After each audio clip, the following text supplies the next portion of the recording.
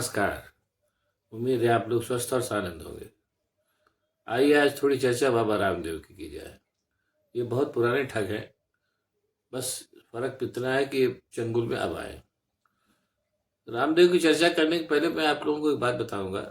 आप लोग में से बहुत से लोग हरिद्वार जाते होंगे। हरिद्वार नो डाउट एक अच्छा तीर्थ, पुराना तीर्थ है। तमाम वहाँ अच्छे आश्रम भी हैं, मठ भी हैं, महंत भी हैं, अच्छा काम करते हैं वो लोग। लेकिन वहाँ बहुत बड़ी संख्या में ठग भी हैं, जो आयुर्वेद के नाम पे और इस तरह के पुरानी आस्थाओं के नाम पे बड़ी ठगी करते हैं। दो तो मैंने खुद ही अपनी आंख से देखे, बाकी और तमाम ठगी होगी तो मुझे पता नहीं।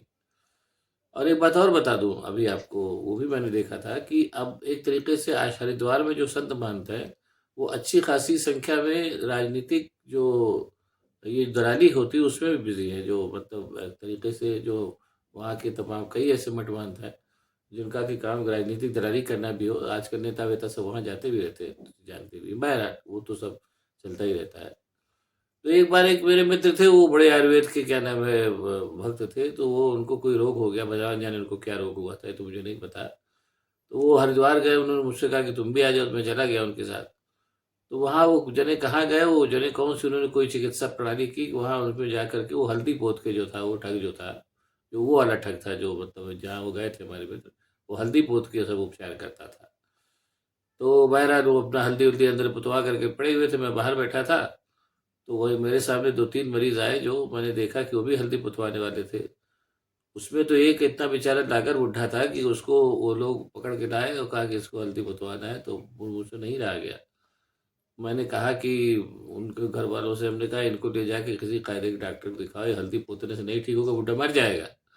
बहरहाल इस तरीके का। और एक वहाँ गए थे अपने एक और मित्र के साथ, वो पानी वाले बाबा थे। वो पानी से सब इलाज करते थे। वो मतलब जो हमारे मित्र थे, उनको बेचारों को कैंसर हो गया था। मरीज आदमी मृग मरीचिका में कहीं भी भटकता है, तो वो पानी से अपना कैंसर का इलाज कराने गए थे। उनसे मैंने एक बार समझाया, हमने कहा भैया ऐसा है कि कायदे का इलाज कराओ रे, पानी वानी से कैंसर ठीक होता है तो क्या बात। बहरहाल इस तरीके के वहाँ बहुत नाटक होते रहते हैं।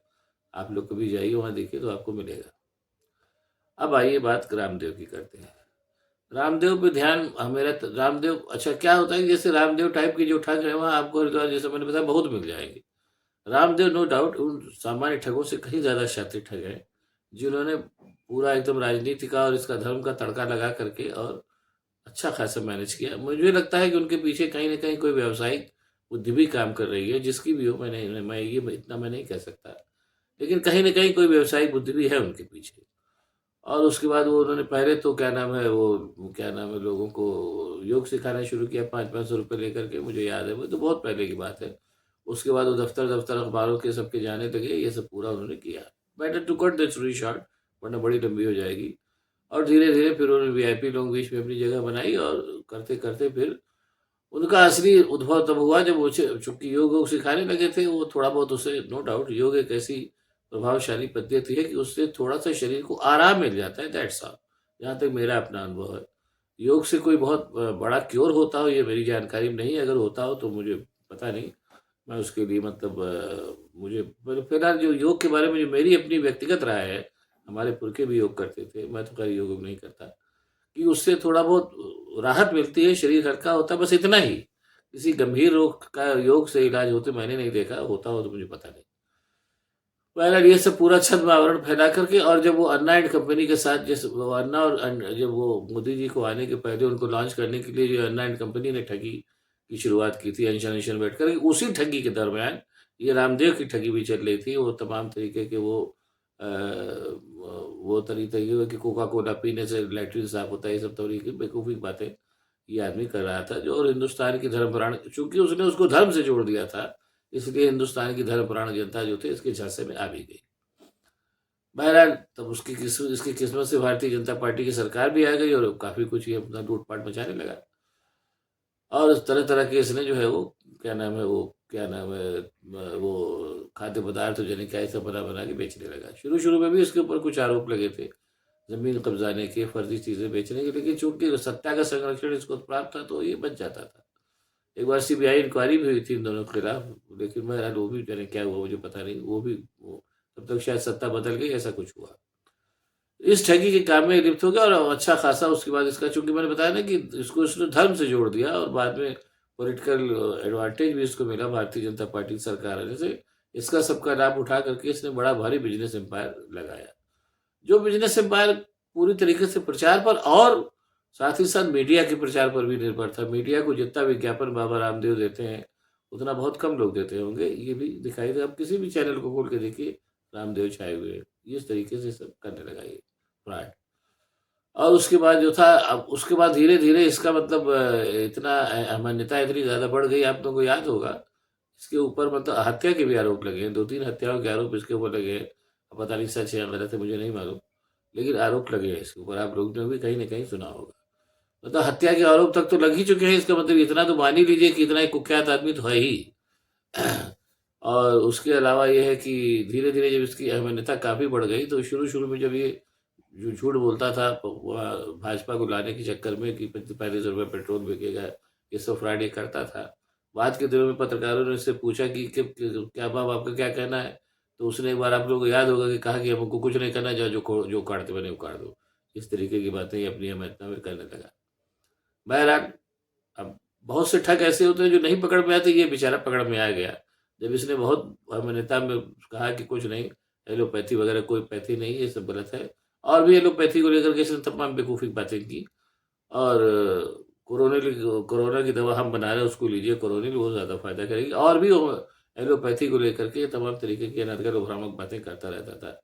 जब नहीं सुना गया लोगों से, ख़ास तौर से इंडियन मेडिकल एसोसिएशन से, तो उसने मुकदमा दायर कर दिया कि इसके ऊपर रोक लगाई जाए और ये जो भ्रामक विज्ञापन देता है उस पे रोक लगाई जाए। बहरहाल मुकदमे की सुनवाई चली और सुप्रीम कोर्ट ने कहा कि तुम भ्रामक मुकदमे, शायद नवंबर की बात है, कि भ्रामक मुकदमे जो विज्ञापन देते हैं इनको देना बंद करो। अब इसके पीछे तो सरकार का संरक्षण था, इसने नहीं बात मानी और अपनी तरीके की बातें करता रहा, भ्रामक विज्ञापन भी चलाता रहा। अंत में ये सुप्रीम कोर्ट की अवमानना के चक्कर में आ गया। आना ही था। और वहाँ पहुँचे, फिर उसने ठगी का काम किया। सुप्रीम कोर्ट में डेट जब पड़ी तो उसने कहा कि मुझे बाहर जाना है, फर्जी टिकट प्रस्तुत कर दिया हवाई जहाज़ की, जो पकड़ में आ ही जाना था। क्योंकि अब इस समय इसकी किस्मत बेचारे को लग रहा है खराब चल रही है, तो उसमें भी पकड़ में आ गया ये। अब इसके ऊपर ये कि 16 अप्रैल को इसकी सुनवाई है और इसने 2 माफ़ीनामे भी दिए और माफ़ीनामों को सुप्रीम कोर्ट में देने के पहले इसने मीडिया में प्रचारित कर दिया। उससे और सुप्रीम कोर्ट नाराज़ हो गया कि मतलब तुम एक तरीके से हमारे ऊपर एक बेजा प्रभाव भी डाल रहे हो, ऐसा हुआ। कुल मिलाकर के अब सुप्रीम कोर्ट ने एकदम मन बना लिया, 16 अप्रैल को सुनवाई होनी है, जिसमें इन दोनों जो जो फ्रॉड है, दोनों बाबा रामकृष्ण और बालकृष्ण दोनों सामने शामिल हो गए। और जहाँ सुप्रीम कोर्ट जिस कदर थोड़ा नाराज चल रहा है, उससे लग रहा है कि ये इसको कड़ी सजा मिलने वाली है। हो सकता है जेल भेज दिया जाए, जो भी हो, अर्थदंड भी लग सकता है, दोनों बातें हो सकती है। भ्रामक विज्ञापनों के लिए जो भी सजा है, शायद जेल की भी सजा है और अर्थदंड की भी सजा है, दोनों इसको मिल सकती है। आप इसके केस की तुलना सुब्रत राय सहारा के केस से कर सकते हैं। सुब्रत राय सहारा भी जो थे, उनको सुप्रीम कोर्ट बार-बार बुला रहा था और उनके जो भी सलाहकार रहे हों, जैसे इस फ्रैड बाबा के सलाहकार थे, उन्होंने कहा, साहब आप सरकार से ऊपर है, आपको जाने की क्या ज़रूरत है? और सुब्रत राय सहारा नहीं आए, अंत में उनको उनके घर से खींच के बुलाया गया और फिर वो सालों जेल में रहे। अब तो खैर वो बेचारे नहीं रह गए। हालाँकि मेरा सुब्रत राय सहारा के बारे में मेरा ये मानना है कि ठीक है, उन्होंने जो भी धंधा-पानी किया, जो कुछ भी किया, वो उसके बारे में मुझे बहुत ज़्यादा पता नहीं। लेकिन साथ ही साथ उन्होंने जनहित के भी बहुत से काम किए सुब्रत राय सहारा ने, इसको कहने में मुझे संकोच नहीं है। टोटलिटी में देखा जाए तो ठीक है, वो वित्तीय अभियुक्त अपराधी हो सकते हैं, लेकिन उनके लेखे में जो जनहित के तमाम काम लिखे हुए हैं, वो भी अपनी जगह हैं। लेकिन ये जो ठग है, जिसको शायद 16 अप्रैल को सुप्रीम कोर्ट सज़ा दे दे, ये इस ठग के तो ना, जनहित का तो कोई भी काम इसके नाम से नहीं दर्ज है। जहाँ तक मेरी जानकारी है, वो हालाँकि कहता बहुत कुछ रहता है, लेकिन कुल मिलाकर के एक ठग है, जो जितनी अच्छा है कि ये सुप्रीम कोर्ट के शिकंजे में आ गया, इससे इसकी ठगी में थोड़ी लगाम लगेगी। हालाँकि मुझे लगता नहीं कि लगाम लगेगी, लेकिन बहरहाल थोड़ा बहुत काफ़ी कुछ लगाम तो लगेगी। सुप्रीम कोर्ट के अभी आ गया है शिकंजे में, तो बड़ा फ़र्क पड़ेगा, इसमें कोई शक नहीं। और मुझे याद पड़ रहा है कि उस जब कांग्रेस के जो नेता हैं दिग्विजय सिंह, वो अपने कठोर वचन के लिए जाने जाते हैं। उन्होंने उसी समय बहुत पहले कहा था कि बाबा बने ये ठग है, उसपे उनकी बड़ी आलोचना भी हुई थी।